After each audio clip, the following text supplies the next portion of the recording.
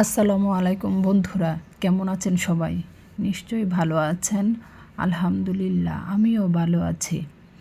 বৃষ্টির দিনে খিচুড়ি পছন্দ করে না এমন লোক কমই আছে। তো বৃষ্টির দিন কিন্তু খিচুড়ি খেতে ভালোই লাগে। কিন্তু আমি বৃষ্টির দিনে খিচুড়ি রান্না করেছি ঠিক আছে, বাট পোস্ট করতে দেরি হয়ে যাচ্ছে।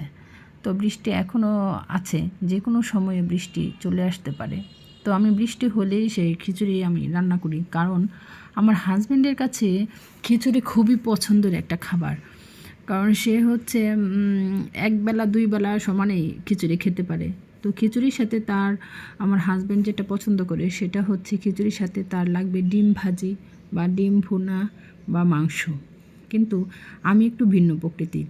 তো আপনারা কি কি খেতে পছন্দ করেন খিচুড়ির সাথে, সেটা অবশ্যই কমেন্টে জানাবেন। তো আমি খিচুড়ির সাথে যেটা পছন্দ করি সেটা হচ্ছে বেগুন ভাজা। বেগুন ভাজা খিচুড়ির সাথে আমার খুবই ভালো লাগে। তো বেগুন ভাজা, তার মধ্যে আবার লাগে হচ্ছে আচার। আমি আরেকটা জিনিস খিচুড়ির সাথে খাই, সেটা হচ্ছে আপনার কি বলে, শুকনো মরিচ তেলে ভেজে তারপরে পেঁয়াজটা কাঁচা থাকবে সেটা মেখে বেশি করে সরিষার তেল দিলে সেটা খিচুড়ির সাথে নিয়ে খেতে খুবই ভালো লাগে। আর খিচুড়ি যদি আমি করি সেটা এই মরিচের ভর্তাটা আমি অবশ্যই করব মরিচ ভর্তা।